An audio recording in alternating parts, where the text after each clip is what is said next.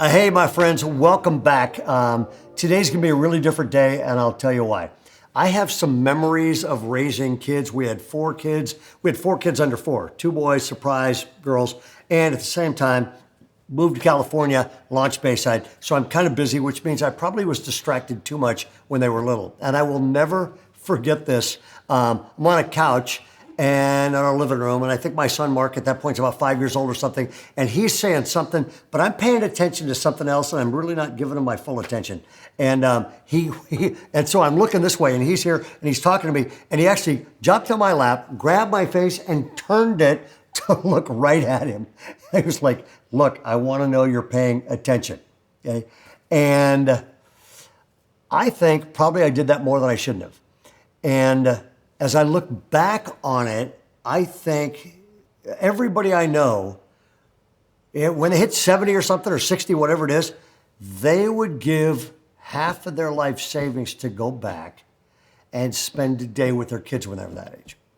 Okay, but sometimes we miss the good stuff because we're caught up in stuff that doesn't matter as much as that stuff.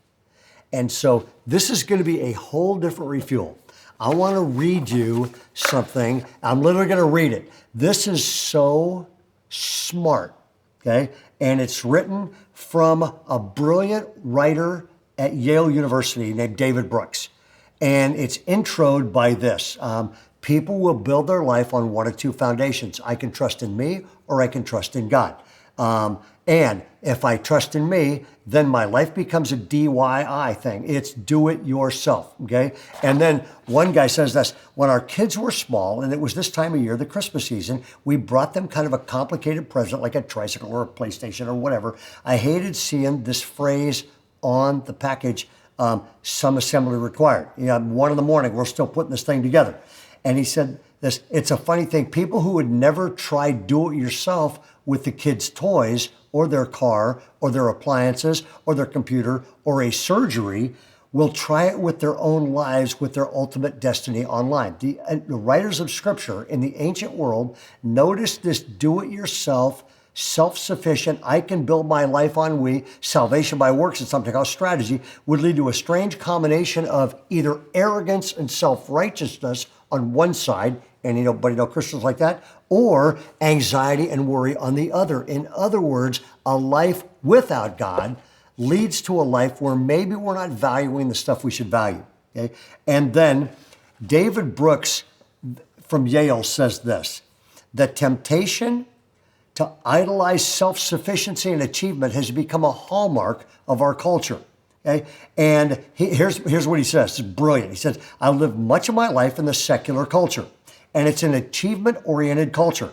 This guy's funny, by the way. He's a great writer. It starts really early and is kind of crushing our kids. If you go to the elementary schools in my neighborhood, you see the kids coming out at 3 p.m. They've got these 80-pound backpacks on. If the wind tips them over, they're like turtles sort of stuck there in the ground. And then they get picked up at school by creatures I call Uber moms, who are highly successful career women who have taken time off to make sure all of their kids get into Harvard.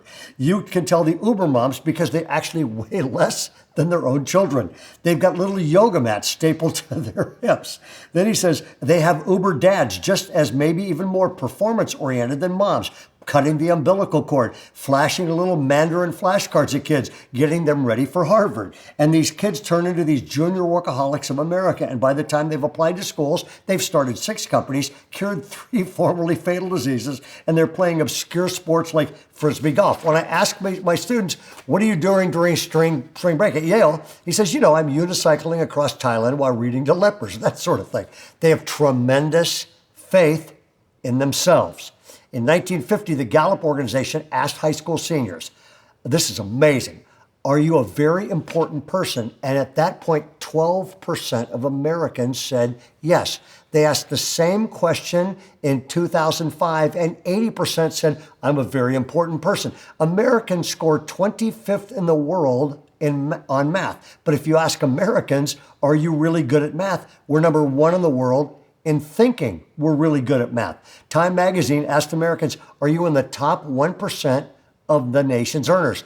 19% of Americans believe they're in the top 1% of American earners. So we have a lot of confidence because we do it all ourselves, and we have a great desire for fame. Fame used to be quite low as a value. Now, fame is the second most desired quality in young people. They did a study.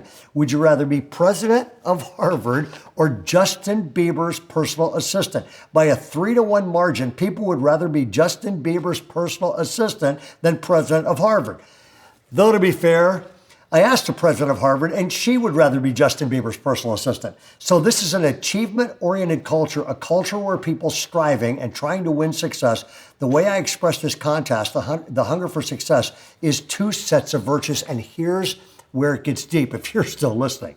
There's resume virtues, and there's eulogy virtues. There's a profound distinction. Resume virtues are the things you bring to the marketplace or brag about that give you, put on your, hey, here's my IQ, here's my SAT score, here's my degrees acquired, here's my awards won, here's my ladders climbed. You can have a really, really good, successful career and a really great resume and be a really bad person.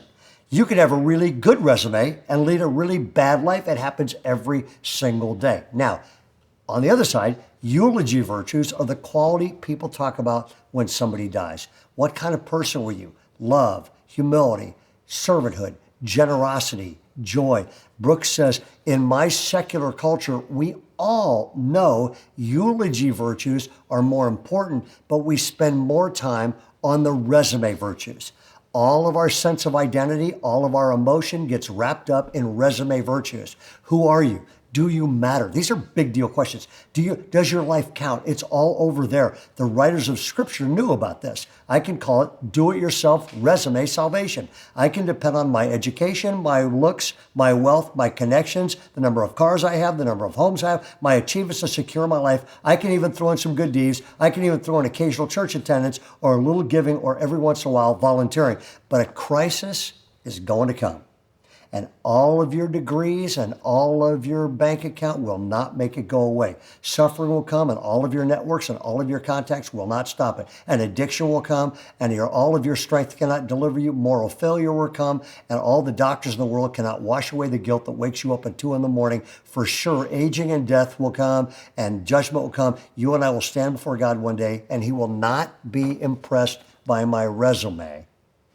He will be grateful for the person I've become. My son had to grab my face and turn it and look him in the eyes.